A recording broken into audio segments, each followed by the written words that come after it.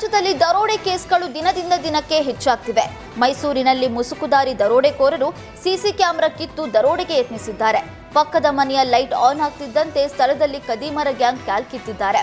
ಪಿರಿಯಾಪಟ್ಟಣ ತಾಲೂಕಿನ Bylakuppe first camp ರಸ್ತೆಯಲ್ಲಿರುವ ಗ್ರಾಮದ ಸುರೇಶ್ ಎಂಬುವರ ಮನೆಗೆ ನುಗ್ಗಿ ಕಳ್ಳತನಕ್ಕೆ ಗ್ಯಾಂಗ್ ಯತ್ನಿಸಿದೆ.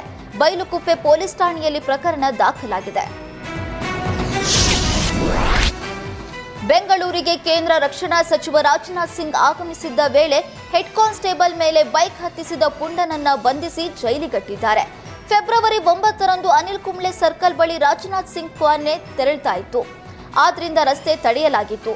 ಆದರೆ ಪುಂಡ ಅಹಮದ್ ದಿಲ್ವಾರ್ ಹುಸೇನ್ ಪೊಲೀಸ್ ಭದ್ರತೆ ಮೀರಿ ಹೆಡ್ ಕಾನ್ಸ್ಟೇಬಲ್ ದಿನೇಶ್ ಮೇಲೆ ಬೈಕ್ ಹತ್ತಿಸಿಕೊಂಡು ಹೋಗಿದ್ದ. ಅದೃಷ್ಟವಶಾತ್ ಅಷ್ಟರಲ್ಲಿ ರಕ್ಷಣಾ ಮಂತ್ರಿ ಕಾನ್ವೆ ಮುಂದಕ್ಕೆ ಹೋಗಿತ್ತು.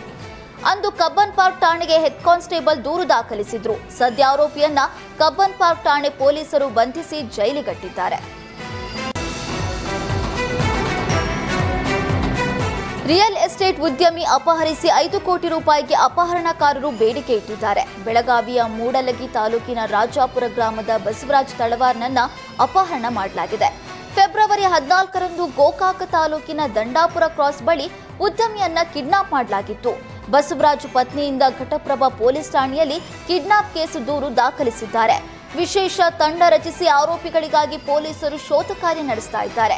ಕಾರಲ್ಲಿ ಬಂದು ಬಸವರಾಜನನ್ನ ಅಪಹರಿಸಿ ಬಳಿಕ ಹಣಕ್ಕೆ ಬೇಡಿಕೆ ಇಟ್ಟಿದ್ದಾರೆ. ಬಾಗಲಕೋಟೆ ಜಿಲ್ಲೆಯ ಜಮಖಂಡಿ ತಾಲೂಕಿನ ತೆರದಾಳದಲ್ಲಿ ರಿಯಲ್ ಎಸ್ಟೇಟ್ ಉದ್ಯಮಿ ನಡೆಸ್ತಾ ಇದ್ದ.